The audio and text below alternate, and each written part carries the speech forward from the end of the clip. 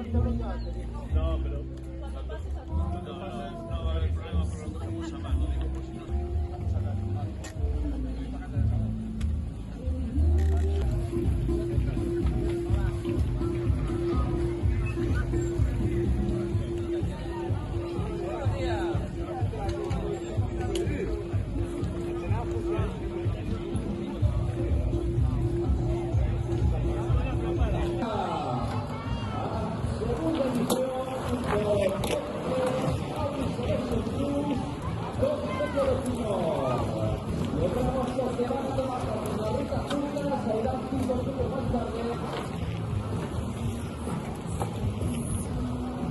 Ahora mismo la meta corta del 18.